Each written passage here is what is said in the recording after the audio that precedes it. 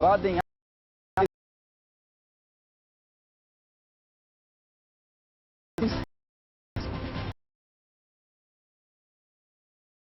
traziam para o Brasil. O presidente da comissão de daqui a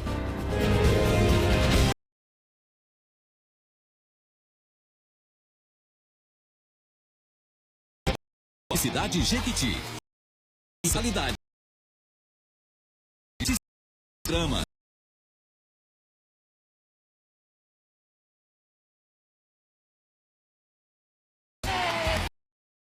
Gado Varaté.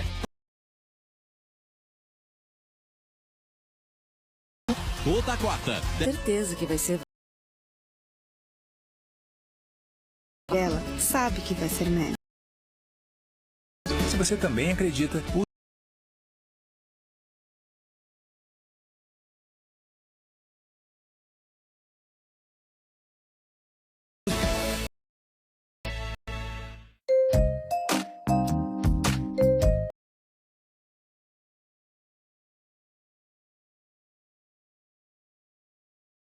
Oh, de novo. Ford Veron. Viva sem ficar. Riachuelo Casa apresenta a coleção do verão. Olha só, jogo de cama, R$ 29,90. Travesseiros, o primeiro R$ 39,90. O segundo só R$ 9,90. Kit colcha queen, R$ 99,90. Toalha Karsten, R$ 19,90.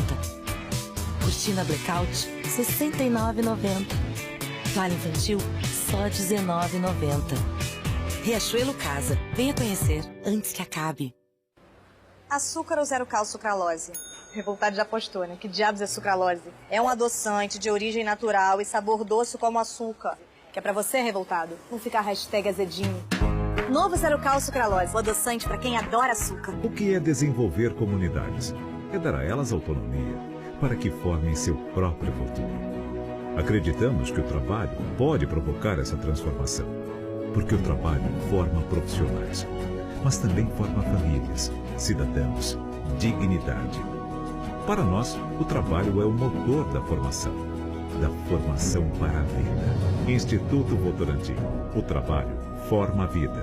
A Votorantim apoia o Teleton.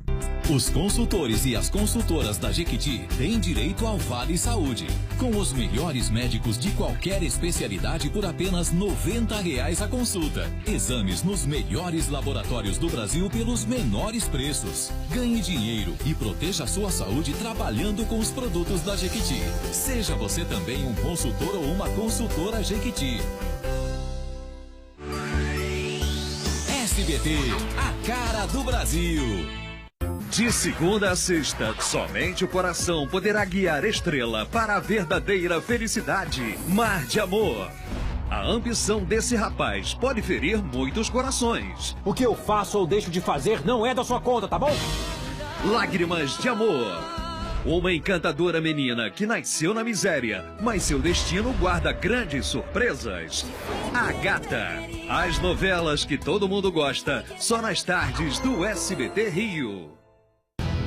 Que tal se engajar num movimento diferente? A favor dos direitos das crianças e adolescentes. Respeitar, proteger, garantir. Não aos maus tratos, ao trabalho infantil. Não às drogas, à exploração sexual. Isso tem que acabar. Denuncie. Respeitar é um jeito de proteger. Proteger é uma maneira de garantir. Eu respeito. Eu protejo. Nós garantimos.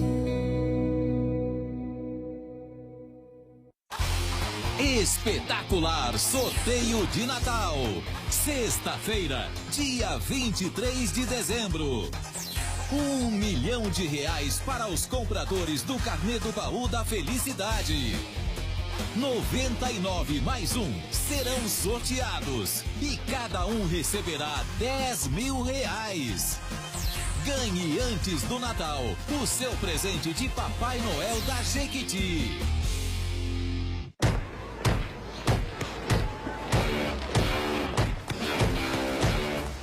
Se você gosta de ação e completa 18 anos, vai se surpreender com as Forças Armadas.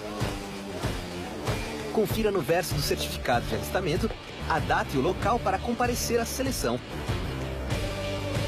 É a oportunidade de aprender novas atividades e se preparar para o futuro. Ministério da Defesa, Governo Federal. Estamos de volta com o SBT Notícias, com informações ao vivo durante toda a madrugada. O presidente da Comissão de Licitação da Secretaria Estadual de Educação admitiu à CPI da merenda que havia falhas na apresentação dos orçamentos. Enquanto as investigações continuam, a situação já está normalizada nas escolas técnicas, onde chegou a faltar merenda quente. Acompanhe. Aos deputados da Assembleia Legislativa de São Paulo, Yuri Keller Martins, que não havia atendido a convocação anterior, disse que sabia da obrigatoriedade de 3 tomadas de preço para a compra da merenda, mas que aceitou dar prosseguimento ao processo com apenas 2 propostas. Ele negou que tenha havido fraude na contratação da COAF, a Cooperativa Orgânica Agrícola Familiar, acusada de pagar propina para fornecer suco de laranja às escolas. Outra funcionária da Secretaria Estadual de Educação, Ana Leonor Alonso, negou o envolvimento na concorrência. A terceira servidora não foi ouvida por falta de quórum. Depois de 6 meses de investigação e 17 audiências realizadas, a CPI da merenda avançou muito pouco. Com uma maioria de deputados que apoia o governo estadual, a comissão até agora frustrou a expectativa dos estudantes. A gente espera que nos próximos dias, nas próximas reuniões, se intensifique, que realmente possa ser punido aqueles que roubaram as merendas. Em maio, estudantes protestaram pedindo a instauração da CPI para investigar a máfia da merenda. A Assembleia chegou a ser ocupada por 3 dias. Também no primeiro semestre, alunos das escolas técnicas promoveram ocupações de prédios pedindo o fim da merenda seca, com bolachas em vez de alimentos quentes. Em outubro, com a contratação de empresas terceirizadas, o fornecimento de refeições nas escolas técnicas foi normalizado. E todas as unidades produzem sua própria refeição, incluindo essas 53 unidades que hoje são alimentação contratada, que elas possam, no futuro bem próximo, integrar e fazer a sua própria alimentação escolar. Foram investidos mais de 28 milhões de reais para que houvesse esse atendimento. O presidente Michel Temer criticou a ocupação de escolas e universidades, que ocorrem em protesto contra a reforma do ensino médio e o teto de gastos públicos. Para Temer, muitos estudantes nem sabem o que é uma proposta de emenda à Constituição. As críticas foram feitas em um encontro com empresários em Brasília. Ao defender a proposta que limita os gastos do governo e a reforma do ensino médio, o presidente subiu o tom sobre as ocupações. Hoje, ao invés do argumento oral, do argumento intelectual, ou que não seja intelectual, mas o argumento verbal, usa-se o argumento físico. A pessoa vai e ocupa não sei o quê, bota pneu velho e queima na estrada para impedir trânsito. Na noite de segunda-feira, a Universidade Estadual de Mato Grosso do Sul, em Campo Grande, foi invadida por um grupo de alunos. Um levantamento feito pelo Senai, com jovens de 13 a 18 anos, mostrou que pouco mais da metade sabe das mudanças propostas na reforma do ensino médio. Temer criticou a falta de conhecimento. Eu ouvi uma entrevista, uma ocasião, desses que ocupam, né? Você sabe o que é uma PEC? Né? PEC é proposta de ensino comercial, quer dizer, as pessoas não leem o texto, e não estou dizendo dos que ocupam, não ocupam, estou dizendo geral.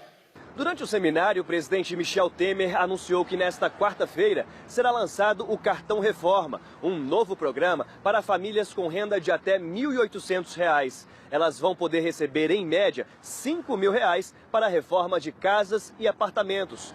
A intenção é estimular o setor da construção civil. Aos empresários, o presidente avisou que a melhora no PIB e a retomada de empregos só virão no semestre que vem. As pessoas querem que o governo assuma e 2 meses depois o céu esteja azul. Não é assim. Isso leva tempo. Veja agora os destaques de hoje do SBT Notícias. É acirrada a apuração nas eleições dos Estados Unidos. Donald Trump surpreende, lidera e pode ser anunciado como o novo presidente americano a qualquer momento. Homem é preso acusado de estuprar pelo menos 10 mulheres em São Paulo. Ele ameaçava as vítimas com uma faca. Procuradoria-Geral de Justiça decide retomar as investigações sobre a morte de Celso Daniel, ex-prefeito de Santo André, que foi assassinado a tiros em 2002. Polícia de Sergipe conclui inquérito sobre a morte do ator Domingos Montanher. As investigações afirmam que ele se afogou. A Justiça do Rio de Janeiro suspende a tramitação do projeto de lei que propõe o aumento da contribuição previdenciária para servidores e aposentados do governo. Nesta terça-feira, funcionários públicos invadiram a Assembleia Legislativa em protesto contra o pacote de cortes nos gastos. Agora são 3h57 pelo horário de Brasília. Você sabe da Popozuda, né? Lembra dela? Sim, aquela mesma, da música Beijinho no Ombro. Pois é, a Justiça determinou a penhora dos bens móveis da cantora. Acompanhe. Beijinho no ombro pro recalque passa hoje. Beijinho no ombro só pras invejosas de plantão. De acordo com a assessoria de imprensa de Valesca, a ação exige o pagamento de uma dívida de um processo aberto por um empresário que acusava a cantora de não ter comparecido a um show em 2009. Valesca alega que não sabia do processo e nem que o mesmo já havia sido julgado em 2012. O valor total da ação passa dos R$25 mil. Essa é a segunda polêmica envolvendo Popozuda nesta semana. Tô doida pra te fofocar. Já que, na segunda-feira, o clipe da música Viado chegou a ser censurado no YouTube por ser considerado impróprio para menores de idade. Valesca sabe provocar. Parece que essa semana foi das inimigas, né, Valesca? Desejo a todas as inimigas vida longa, pra que elas vejam cada dia mais nossa vitória.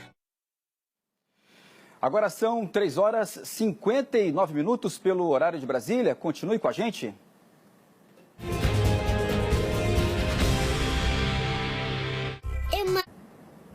Voltamos a falar sobre as eleições nos Estados Unidos. No placar parcial de votos, Hillary Clinton aparece com 215 contra 244 de Donald Trump. A apuração nas urnas nos Estados Unidos começou por volta das 21 horas de terça-feira, horário de Brasília. O primeiro estado a ter todos os contabilizados foi Delaware. A última urna deve ser fechada às 5 da manhã, 2 da manhã, horário local. Trump vence em 3 dos colégios eleitorais de maior peso nos Estados Unidos. Entre eles, o Texas, que soma 38 delegados. Seguindo pela Califórnia, um dos mais disputados na campanha, com 29, e Ohio, com 18. Já Hillary vence na Califórnia, o mais importante do país, com 55 delegados. Seguido por Nova York, com 29, e o estado de Illinois, com 20. Voltamos a falar sobre as eleições americanas com a correspondente Yula Rocha. Yula, bom dia para você. Quais são as últimas informações sobre essa apuração tão equilibrada? Bom dia, João Fernandes. Só para a gente esclarecer, os estados onde Hillary Clinton venceu, como você mencionou, por exemplo, o estado da Califórnia, o estado de Nova York, são estados já esperados, porque são estados que votam tradicionalmente em candidatos democratas.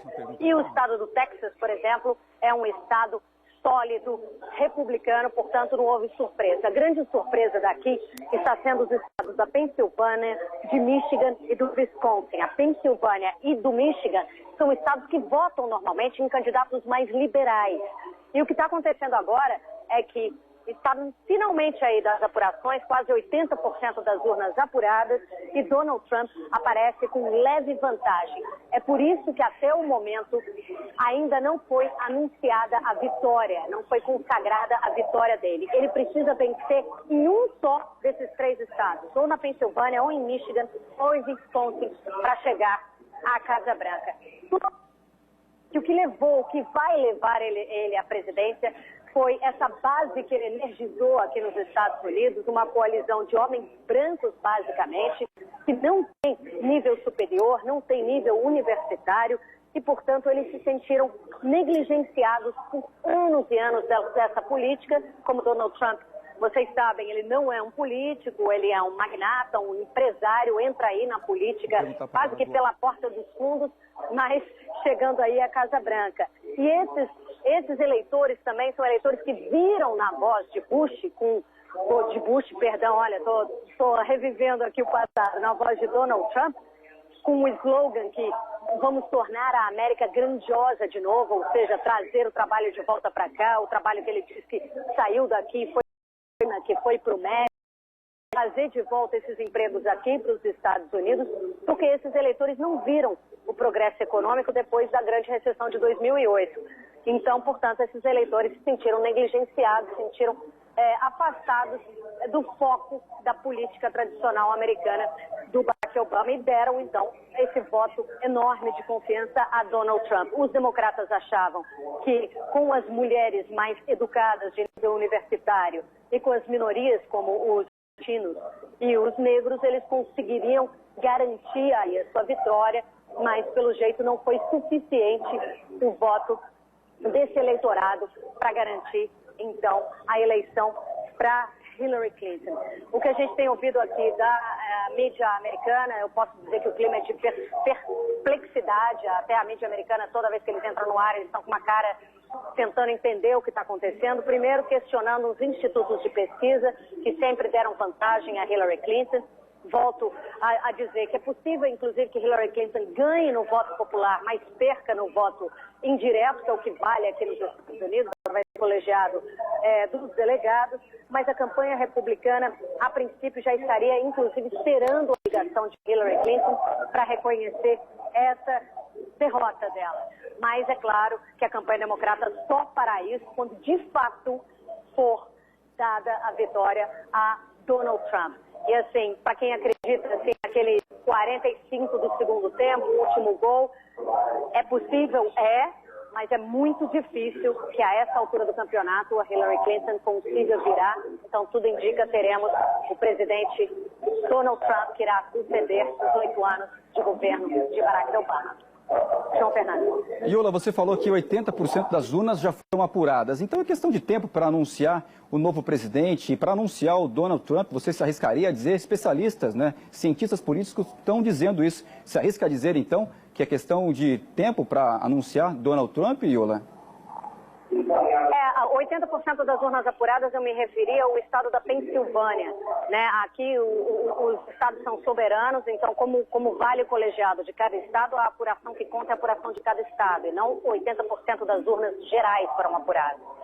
Então, eu acho que é uma questão de tempo, sim, porque depende do local dessas urnas, da apuração dessas urnas, da possibilidade da Hillary virar ou não.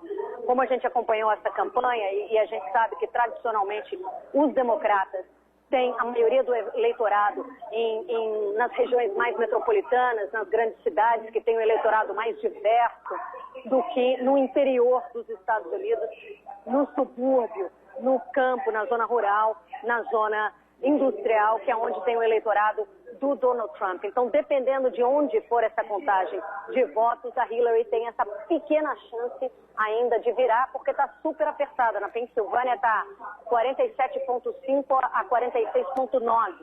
Então, é essa a diferença, né? É diferença de poucos votos que a gente está falando. Então, dependendo do local onde ainda faltar essa apuração, a Hillary ainda consegue virar, mas como eu disse, ela precisaria virar em 3 desses estados para trazer a vitória a ela. Então, portanto, é por isso que ninguém ainda está consagrando a vitória de Donald Trump. A gente tem cautela, né, e responsabilidade para esperar que o resultado das urnas seja de fato divulgado. Um resultado surpreendente realmente. Iola Rocha, obrigado pelas informações. Você pode voltar a qualquer momento com informações aí dos Estados Unidos. Obrigado pelos detalhes até agora. Enquanto os votos ainda estão sendo apurados nos Estados Unidos, vamos tentar entender melhor o que significa para o resto do mundo esta eleição. O jornal do SBT entrevistou o cientista político Pedro Costa Júnior. Confira agora. Boa noite, professor. Boa noite. O que é que a gente pode esperar se a vitória for confirmada mesmo para Donald Trump? Olha, essa é a pergunta que o mundo inteiro está se fazendo agora, né? Certamente nós vamos ter um mundo de mais instabilidade, né? E um mundo mais imprevisível. Por quê? Porque o Trump é um candidato extremamente ambíguo, né? Então ele tem um tom muito forte, um perfil muito forte de xenofobia, de misoginia, de machismo. Quer dizer, as propostas dele para a política externa são propostas muito estapafúrdias. Vai desde construir um muro, para separar os Estados Unidos do México, que quem vai pagar, segundo ele, é o México, esse muro, a construção desse muro. Proibir a entrada de muçulmanos nos Estados Unidos, pura e simplesmente, que aumenta a islamofobia, que é crescente no mundo hoje, né? A legalização da tortura, né?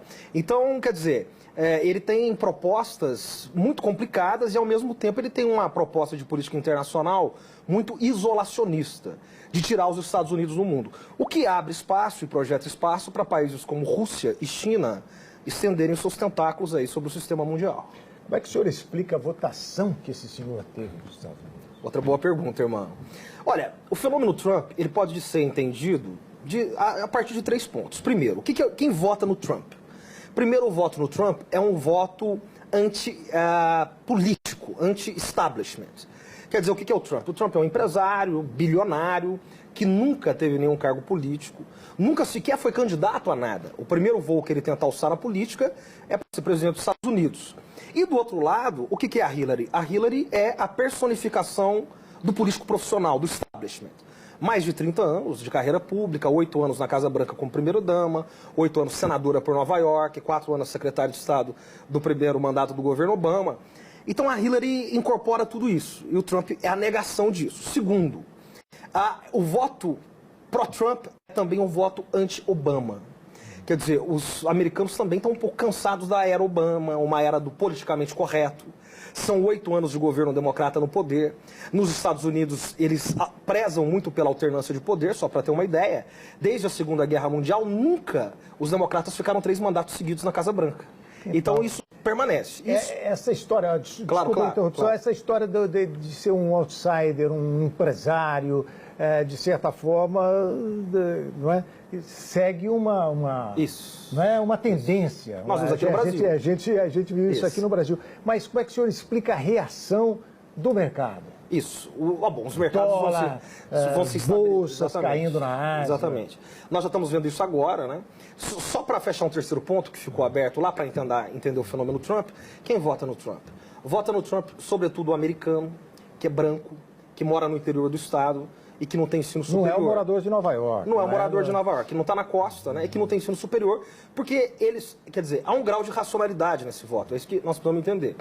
Porque eles tiveram o seu padrão de vida deteriorado nos últimos anos, nas últimas décadas. Na verdade, desde os anos 80, a mobilidade social, que sempre foi uma marca dos Estados Unidos, passou a ser estagnada. A classe média está sendo achatada. Depois da crise de 2008, isso fica mais evidente. Por isso, o discurso do empresário que gera empregos é tão atraente. Com relação às bolsas, né, isso já está claramente, as bolsas que já abriram na Ásia hoje, elas estão despencando, Xangai. A Hillary reage um pouco, isso é imediato.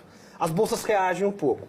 O Trump levanta e as bolsas reagem. Então, o que já era esperado. Já era esperado. Se essa surpresa o que nós podemos esperar é bastante instabilidade global. Professor, muito obrigado pela sua presença aqui. Maravilha, obrigado.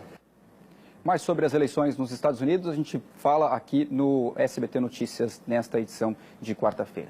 A Justiça do Rio de Janeiro suspendeu a tramitação do projeto de lei que propõe o aumento da contribuição previdenciária para servidores e aposentados do governo. A liminar foi concedida nesta terça-feira. Funcionários públicos invadiram a Assembleia Legislativa em protesto contra o pacote de corte dos gastos. Um caldeirão prestes a explodir. Tapumes que cercavam o prédio da Assembleia Legislativa do Rio foram retirados pelos manifestantes, a maioria servidores da área de segurança. Um grupo invadiu o Palácio Tiradentes.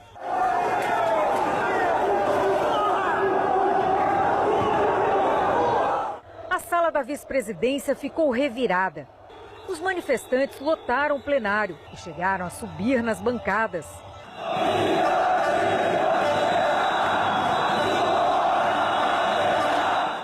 O vice-presidente Wagner Montes ficou no meio da confusão. O protesto é contra o pacote de medidas anunciadas pelo governador Luiz Fernando Pezão na semana passada. Entre as medidas estão a suspensão de reajustes dos servidores públicos,